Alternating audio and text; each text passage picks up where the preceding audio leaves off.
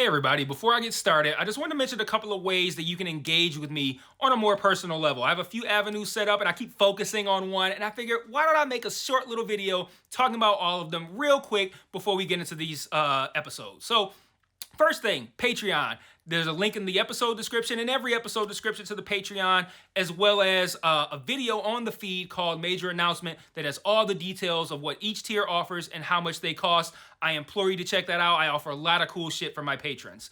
Second thing, the Discord channel. There's also a Discord link in the episode description and in every episode description. I have multiple channels set up there for each show that I'm covering, and it's a great way to just engage with me. I have a channel set up for MMA talk as well. I'm a big MMA fan, so if you're an MMA fan, you can check that out as well. There's a link to the Discord in the episode description. And then lastly, the Facebook and Twitter. Social media. Follow me on there. I post news on there. When I say news, I mean like, hey, I'm stopping covering this show. Hey, I'm starting covering this show. Let me know what you think about this. I do live watches of things on Facebook where like I'll check in and say I'm watching so-and-so show, and then I'll like live comment while I'm watching it, and that'll be cool if maybe you watch that show too and you want to watch along with me, or you're watching it later and you will see my thoughts, which are usually pretty entertaining because I'm usually pretty high when I'm writing them. So check out all those links in each episode description, and let's talk about this episode. Peace. One mic, one mic. Yeah. All I need is one mic. One mic. Yeah. All I need is one mic. One mic. One mic. Hey everybody, welcome back to One Mic, where I watch shit so you don't have to. And today I'm here to talk about the green episode of Netflix's Kaleidoscope entitled 7 Years Before the Heist. So this was the first episode that I got out of the entire series, and already up front I kind of felt like this was a good episode to get up front because, you know, it's so long before the heist with the 7 years, and you get to see the germination of this relationship in prison between the Stan character and the Leo/Ray character, and it feels like a natural starting point for this series. But I also noted this episode was directed by Robert Townsend, and I looked it up, and I'm like, I can't believe that's actually the same Robert Townsend. But no, I saw on his Instagram that is actually the Robert Townsend. So I figured that was an interesting person for them to find to direct an episode of this mini-series here, or limited series, I should say. So like I said a moment ago, I met in this episode Leo/Ray and Stan. Actually, the captions gave away the name twist there. There was a moment where I think Giancarlo Esposito's character was speaking off screen, and it said Leo : and it had whatever it was he was saying. So when he came into the shot, I had him as Leo in my notes, and then later someone calls him Ray, and I'm like, what the fuck's going on? But I meet Leo/Ray and Stan in this episode. We also see this woman Judy. She's making drugs into suckers and smuggling them into the prison along with these SIM cards to Stan, who we meet in this episode. She being Judy, she bribes one of these guards with One Direction tickets, and I'm just like, I feel like you should just be in with the inmates at that point. Like, if that's the bribe that you have, like, I might as well just arrest you too. Like, One Direction, that's what you want to give me. But she gives these suckers and the SIM cards to Stan. Stan seems to be the prison chef, and he's like literally growing stuff in the kitchen, like mushrooms and stuff like that. It's like a miniature garden.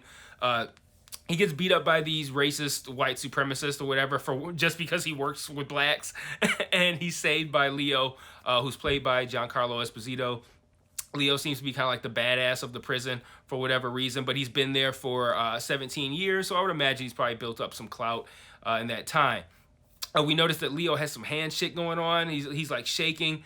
After he seems to have like some sort of like seizure in his bed, he ends up going to the infirmary, and Leo has essentially early onset Parkinson's, and he decides that he plans to escape because he doesn't have that much time left.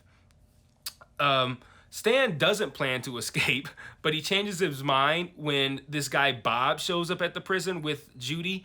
We see that Judy is not just his like drug dealer accomplice, but she's also someone that I don't know if I think he might have had a relationship with her in the past. Whatever the case may be, he's really into her. He seems to plan on proposing to her after he gets out in 6 months. But this guy Bob shows up with her, and he's a total douchebag. He's played by Jai Courtney, who I mean, this guy plays the same character in everything that he's ever been in. I don't know. I already I'm kind of like, it's Jai Courtney, so I kind of already don't like him. But then the Bob character is just really obnoxious too. And after Bob implies that him and Judy got something going on, Stan decides, I changed my mind. I want to escape too. So he decides that he's in on the plan. Stan breaks the doctor who comes to the infirmary to check on Leo and his Parkinson's or whatever. He breaks this guy's windshield, like flinging rocks at it, and Gus offers to fix it in the body shop. And I'm like, well, like, prisons have body shops? Like, since like, this must have been a low security prison. Like, there's literally no guards walking around. Everyone can do what they want.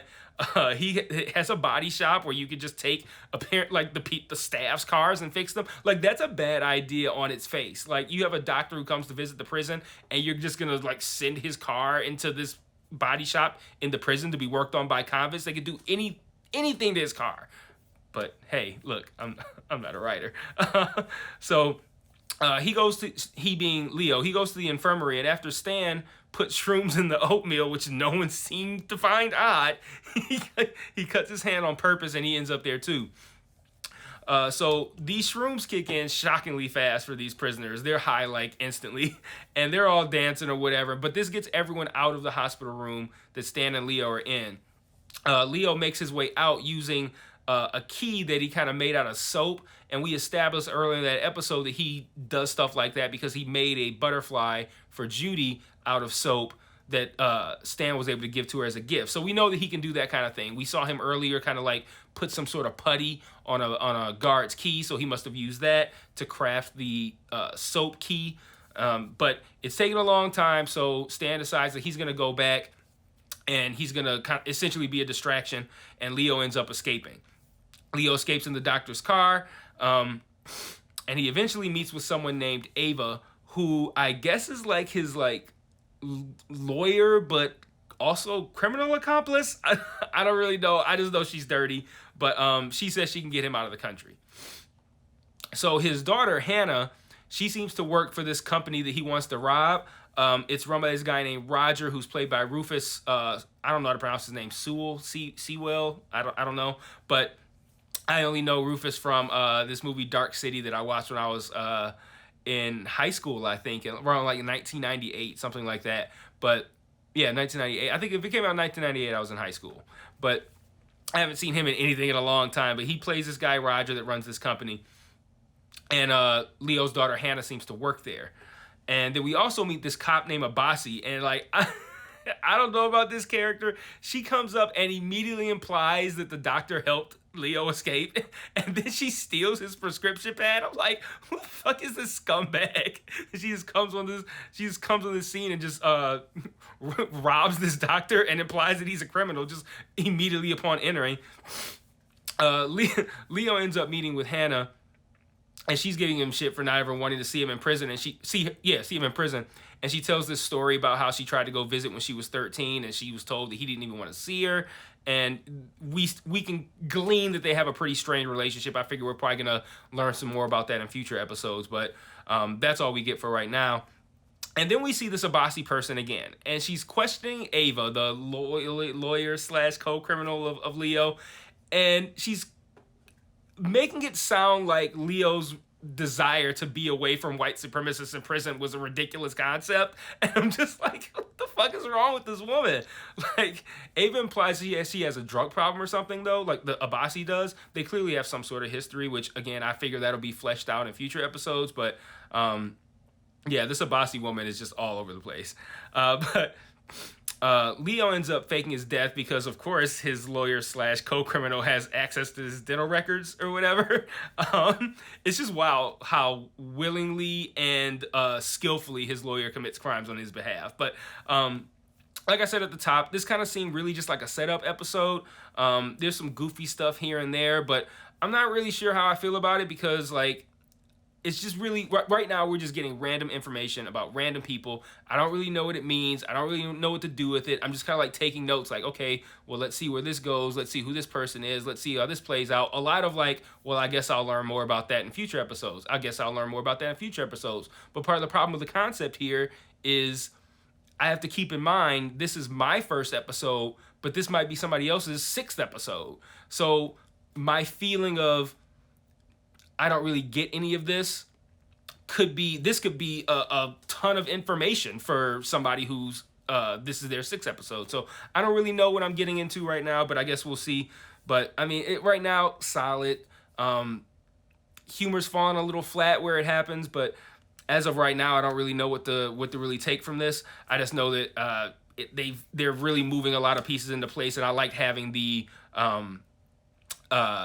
having this episode that's so far away from the heist. I like that this was my first one. Like, I feel like this would have been a weird episode to get late, but at the end of the day, I don't really know just how random the episodes are. Like, it might be a thing where like they tell you it's kind of randomized, but they probably make sure that certain episodes precede other ones. But I don't know. That's something I have to figure out as I move forward. So that's all I got for right now. I'm gonna knock out episode 2, and I will see you guys shortly. Peace.